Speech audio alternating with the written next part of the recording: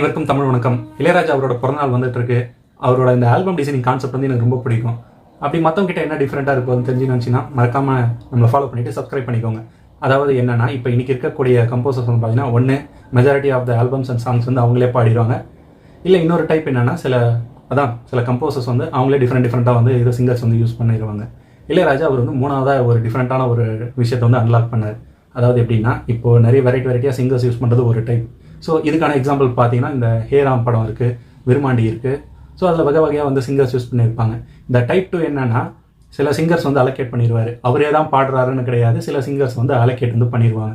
So இதுக்கான example பார்த்தீங்கன்னா, இந்த காசின்னு ஒரு படம் இருக்குது. அது சியான் விக்ரம் அவர் நடித்த படம். அந்த படத்தில் மொத்தம் 6 பாட்டு இருக்கும். அந்த 6 பாட்டுமே வந்து ஹரிஹரன் அவர்லாம் பாடியிருப்பாங்க. ஒரே ஒரு பாட்டு மட்டும் ஃபீமேல் வாய்ஸ் வந்து சுஜாதா அவர்கள் வந்து பாடியிருப்பாங்க. ஸோ அதே மாதிரி வந்து நான் சொன்னதே சட்டம்னு சொல்லிட்டு ஒரு படம் இருக்குது.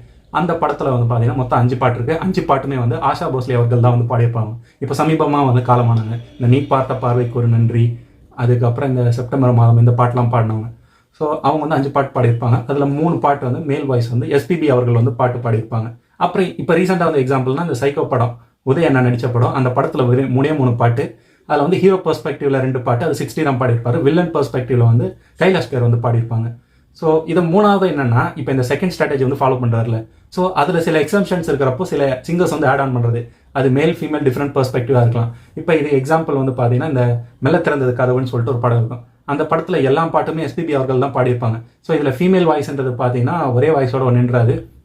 சித்ரா அவர்கள் ஒரு பாட்டு பாடியிருப்பாங்க, சுசீலாமா ஒரு பாட்டு பாடியிருப்பாங்க, அதுக்கப்புறம் ஜானகிமா அது மாதிரி ஒரு பாட்டு பாடியிருப்பாங்க. அதே மாதிரி இன்னொரு எக்ஸாம்பிள் வந்து புது புது அர்த்தங்கள்.